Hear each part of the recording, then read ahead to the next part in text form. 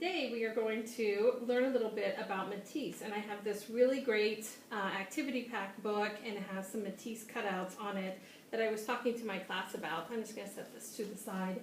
And what we're going to do is we're going to draw a interesting cutout in an organic shape with some lines, and then we're going to fill it with some tissue paper.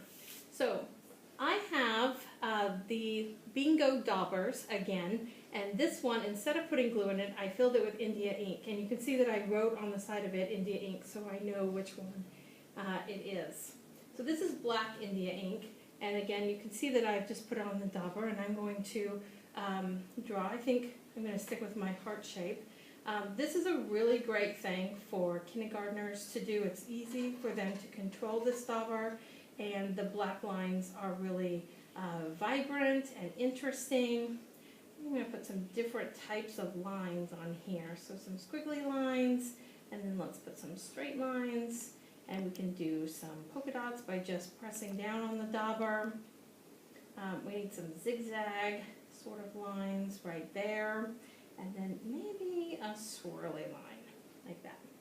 So after these students are done drawing, the India ink has to dry completely. So I have a swap out. I'm going to let this one dry, and I'm going to bring in this one that I drew earlier, and you can tell it's completely dry.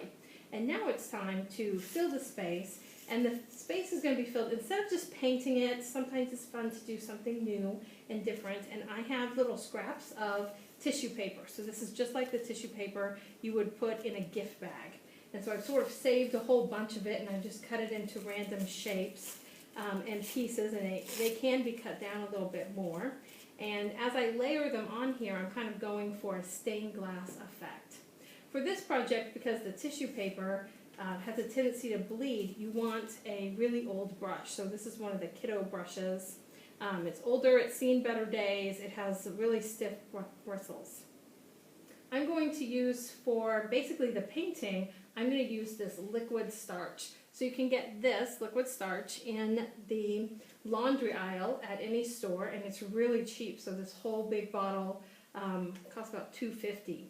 And so I've just put a little bit of the liquid starch in the cup, and what is nice is that it smells great. So this is one of the few times that the art department smells good. So what your students are going to do is they're just going to dip their brush into the liquid starch, and they're just going to paint it on a section, and then take their piece of tissue paper and lay it down, and then they want to paint over the top. Okay, so that one is done. I'm just going to move on to the next one, and you can see there's a little cross-contamination there because the tissue paper does bleed into itself, and that's okay. Just tell your students that that is part of the process, is that they're layering it in there. So not every section is going to be exactly perfect, but they can keep layering it, and the tissue paper is also transparent, so you can layer different colors together. Just going to keep layering it on here. Okay, I just have a few more sections to fill in because I want to make sure the whole thing has tissue paper on it, so there's no bit of the stained glass left behind. I really enjoy this process because you can see the definite dark lines of the India ink are shining through the transparent pieces of the stained glass. I just got these new products that I wanted to show you, and they're called Quick Sticks, and they look like a glue stick, but they are paint. They are temper paint in this little thing, and so you can make really vibrant, beautiful dots and lines. I'm just going to take this to the side.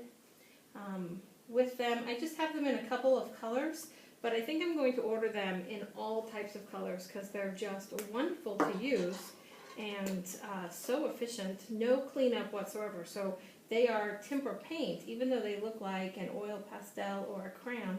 They are temper paint, but they're in this glue stick, which is really easy for the students to use. I'm just making around it a little party, maybe a couple more of the blue dots, and then I'm going to call it good.